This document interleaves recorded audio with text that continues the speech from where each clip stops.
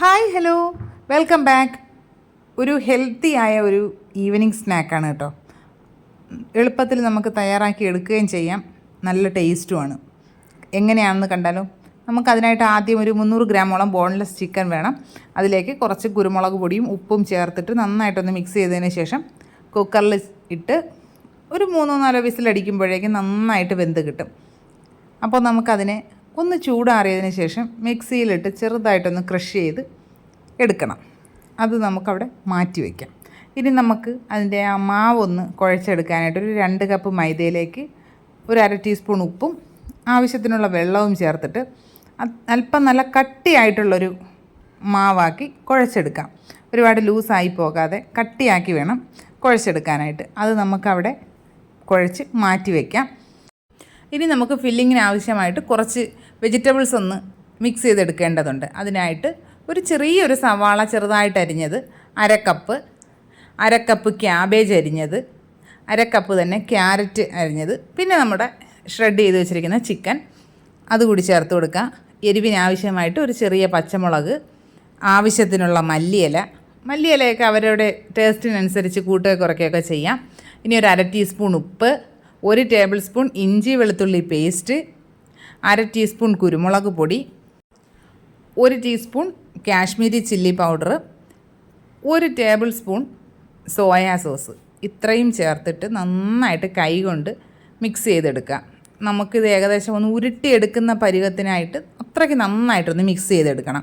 Soya sauce നിങ്ങളുടെ കയ്യിലില്ലെങ്കിൽ ചേർക്കേണ്ട കാര്യമില്ല, അത് ഒഴിവാക്കാവുന്നതാണ്. നമ്മളെല്ലാം കൂടി മിക്സ് ചെയ്ത് റെഡിയാക്കി മാറ്റി വെച്ചിട്ടുണ്ട്.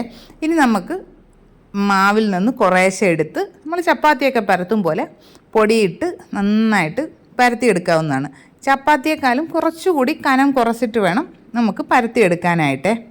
നന്നായിട്ട് പരത്തിയെടുത്തതിന് ശേഷം അതിനെ നമുക്ക് ചെറിയൊരു അടപ്പോ എന്തെങ്കിലും വെച്ച് ചെറിയ റൗണ്ട് ഷേപ്പിൽ കട്ട് ചെയ്തെടുക്കാവുന്നതാണ്.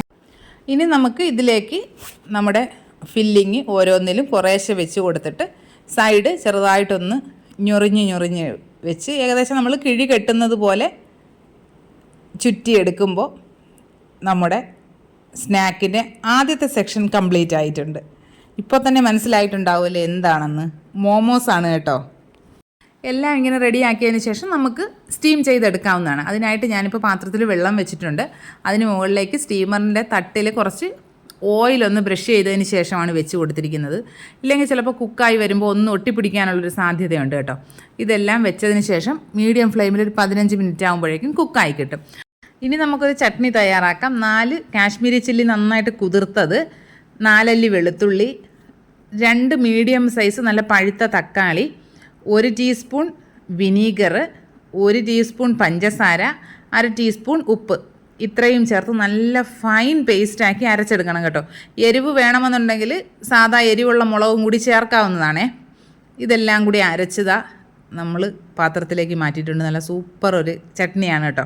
അപ്പോഴേക്കും നമ്മുടെ മോമോസ് കുക്കായിട്ടുണ്ട്. 15 മിനിറ്റ് ആയപ്പോഴേക്കും കുക്കായി കിട്ടിയിട്ടുണ്ട്.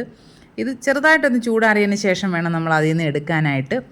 നല്ല സൂപ്പർ ടേസ്റ്റായിട്ടുള്ള സ്നാക്കാണ്. എല്ലാവരും തയ്യാറാക്കി നോക്കുക. വീഡിയോസൊക്കെ ഇഷ്ടമാകുന്നുണ്ടെങ്കിൽ ചാനലൊന്ന് സബ്സ്ക്രൈബ് ചെയ്ത് സപ്പോർട്ട് ചെയ്യേണ്ടതാണ്.